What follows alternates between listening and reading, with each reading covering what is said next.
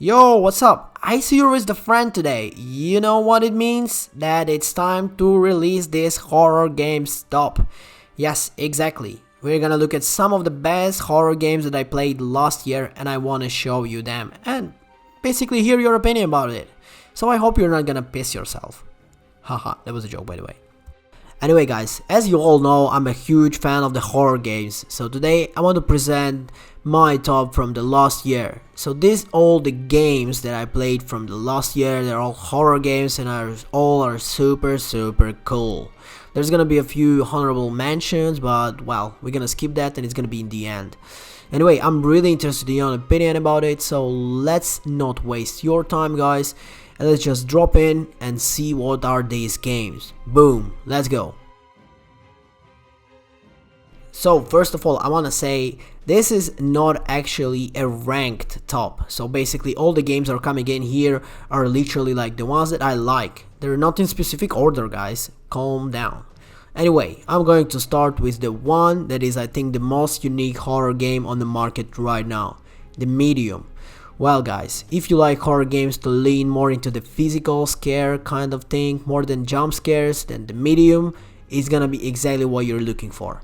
In The Medium, you're playing as the funnily enough a medium called Marianne, oh my god, who lives in the real world and at the same time in a spirit world, so basically in a two worlds where you can see both of them on the screen at the same time.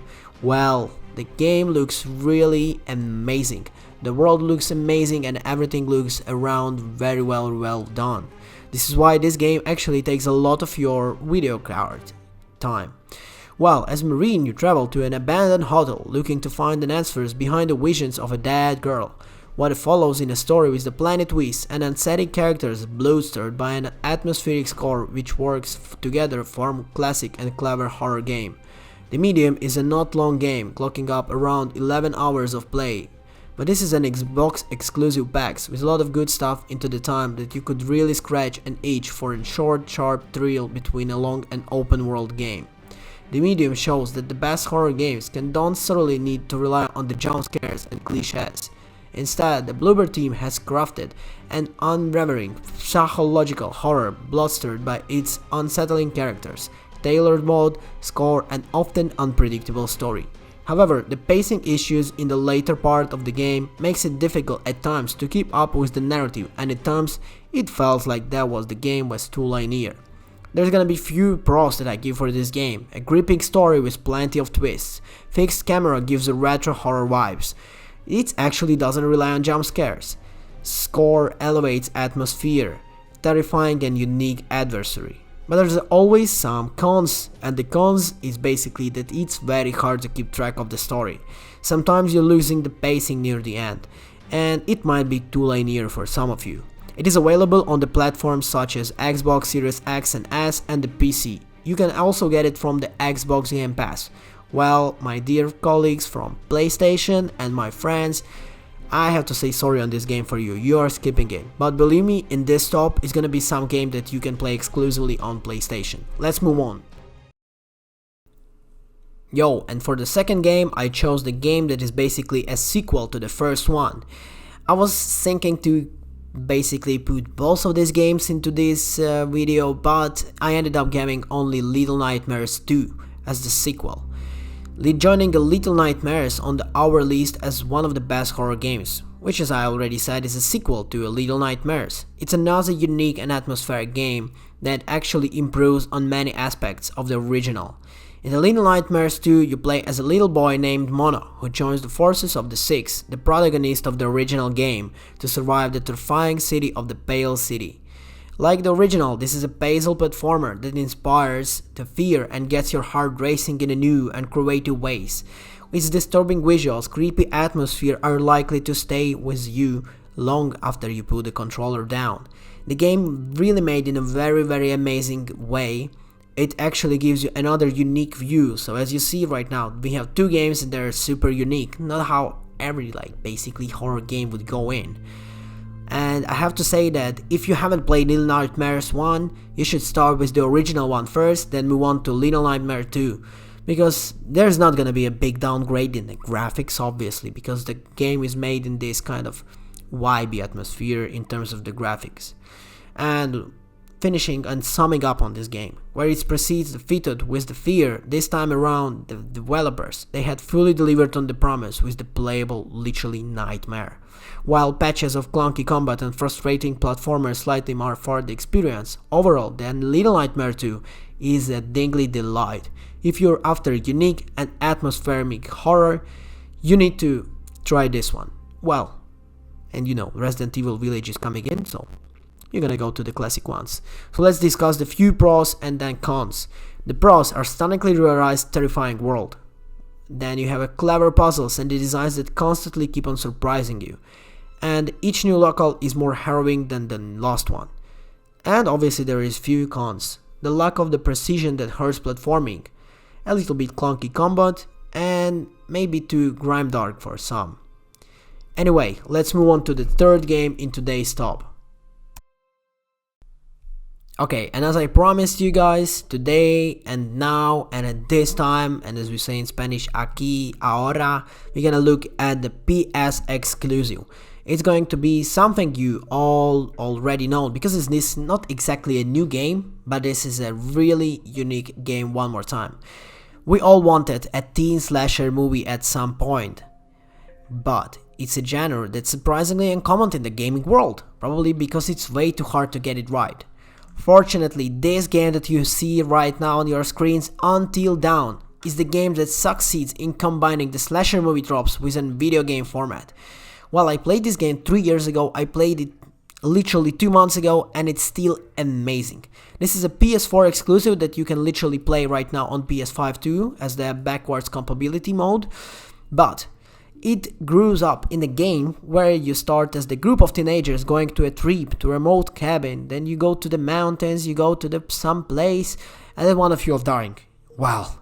The funniest part of the game is that you have tons of different story endings. You have a lot of things coming in, and it's not like, let's say, the movie kind of game where you're literally only clicking the buttons. You can interact with a lot of things, and as much as you interact, there is a butterfly effect thingy going on.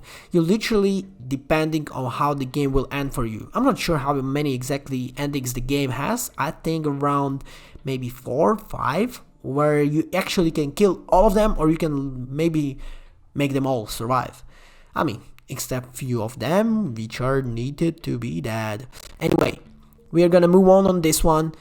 I don't want to give you cons and pros on this game because it's just the way how unique it is and you can't compare it to anything else. Well, it just deserves its spot without any cons, pros. It's just cool, amazing experience. I would even call it immersive experience. Let's move on to another one. And now this is the one that is again a sequel basically. The Evil Within series comes from the minds behind the Resident Evil. Shinji Mikami, if it doesn't give you any reason enough to pick it up, we are not sure what will. This is a third-person survivor horror that puts you in a nightmarish world populated by grotesque and frightening enemies. A sequel to Evil Within 2 screamed into the shelves in 2017, so it's again an old game kind of. In the time for the Halloween it came in for us with the lead of Sebastian Cancelos, once again taking on the dark powers beyond his understanding in the rough reality of STEM.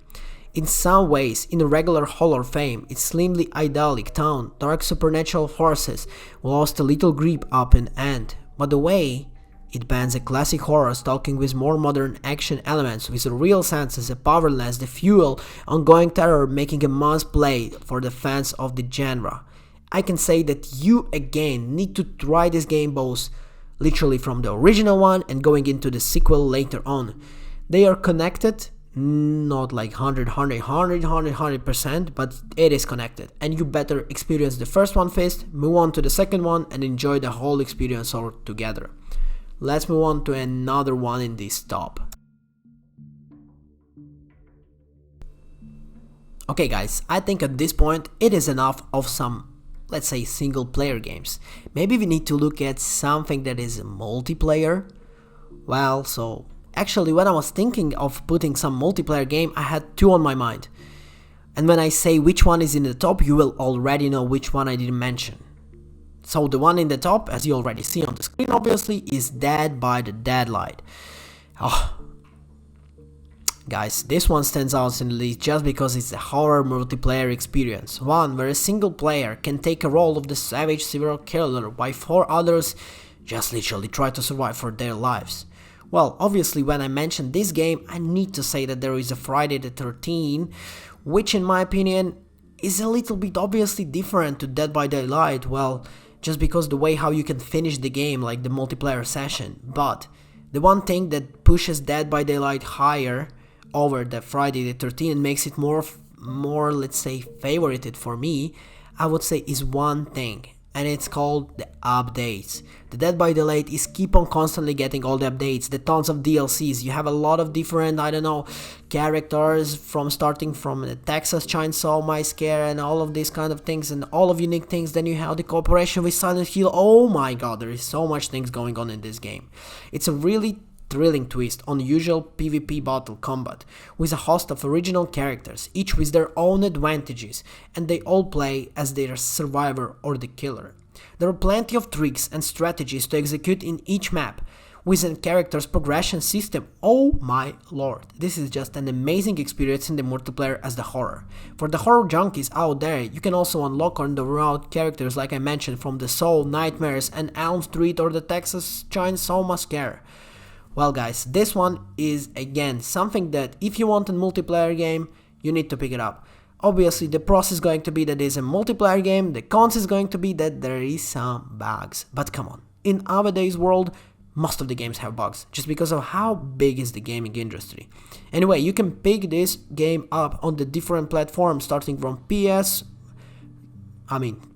obviously, finishing with Xbox, Nintendo Switch, and obviously the PC. So all of the platforms available for this game. Let's move on to another one.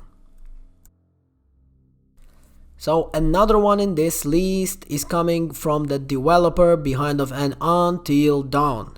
So I already said that this is a kind of a unique game where you see blah blah blah. Anyway, the last year was the release of Man of Medan. Well, it's a choice-based game that is horror drama that follows up a group of young adults who undergo an underwater diving expedition in South Pacific Ocean. But the things take a turn and the group ends up a ghost ship where the nightmares come to the life. But the things aren't as quite as simple as that, I would say. In Man of Medan, your choice impacts from who lives and who dies. Well, kind of same to the game we mentioned earlier. You can save everyone, but you can also get everyone killed. What we love most for the Man of the Medan is that the Super MCU games learned into the success of the Until Dawn streams, introducing a shared story and the movie night mode, which allows players to take part in the interactive horror with friends. Well, basically we have a multiplayer horror cinema experience all in one. Well, you might ask me, why did I put Man of Medan and not its next one, Dark Anthology? Well, because I think that a Man of Medan was a much better experience. I'm not trying to say that the Dark Anthology was the bad one or it's not as good. It's amazing, it's great, it's fantastic, but the Man of Medan is just on another level. Anyway, if you're gonna like Man of Medan, I obviously recommend you to try the Dark Anthology because it's amazing. Anyway, you can pick up this game on the platforms such as PlayStation, Xbox, and Nintendo Switch. So basically everywhere. Well, except from PC. But you can pick up on PC, obviously the one that is called the Dark Anthology. Anyway guys, let's move on to the one that is, I think, you all missing in this list. So actually I was thinking, before giving you this last one that you all literally missing in this list, I know you do guys, I think it's time to mention some honorable mentions of this top. Obviously it's some old games like Amnesia series, which is an amazing experience, and believe me, wow, how much more content was released back in the days on this game. It was just an amazing. Well guys, PewDiePie literally born on this game.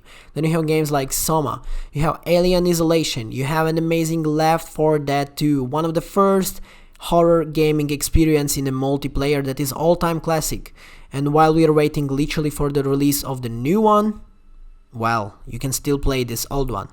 You obviously have also Five Nights at Freddy's, which is also a different look at the horror games, which is basically literally based on jump scares.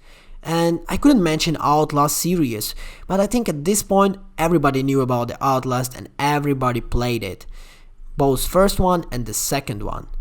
And I think you cannot mention something like a Slender Man when you're talking about the horror games. But this is all our honorable mentions, and now we're going to look at something that is actually you all missing and you're thinking, oh bro, why didn't you mention it yet?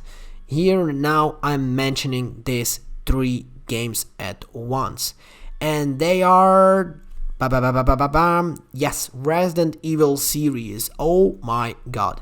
Resident Evil, starting let's say from Resident Evil 7, I would say. It was really, and I want to say it again, it was really a breath of the fresh air for an increasingly stale series, bringing in a modern understanding of the both horror movies and the games, while managing to literally keep it like a Resident Evil feel, by moving in by the retrospective from the third to literally first person, first time in the series, oh my god.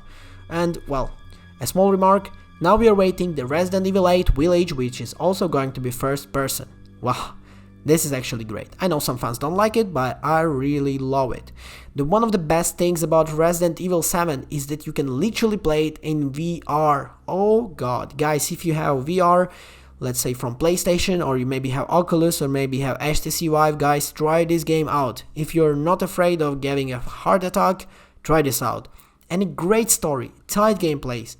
Resident Evil 7 was addition to the horror series that we literally all wanted, and we feared we're never gonna get. The success of this game, along with the recent remakes, which I'm gonna mention a little bit later, it just born basically new, fresh breath of air for the game. And without mentioning the last 2 games in the series are literally Resident Evil 3 and Resident Evil 2 remakes. Both of them are amazing in terms of the graphics, in terms of the fast-paced gameplay and everything. Guys, this is just amazing. If you played Resident Evil 2 or Resident Evil 3 back in the days, this is your time. If you didn't play them basically this year or in the beginning of the last year, depending on which point of the year you tried it. Both Resident Evil 2 and Resident Evil 3 are an amazing experience, the way how the games were made back then with the new restyling way. You gotta play this. I don't want to say pros, cons of these games, because if you want to talk about it, it's gonna take too much time from me, and our video is already almost 20 minutes in. So guys, at this point I want to finish this on a note that I think later this year, maybe summer, I'm going to release a newer updated video on this point. But I want to say that, guys, thank you for everyone being with me in this top, and I hope you enjoyed it. I really hope you enjoyed it and loved this review. I'm gonna see you in the next one, and ciao ciao, bye bye.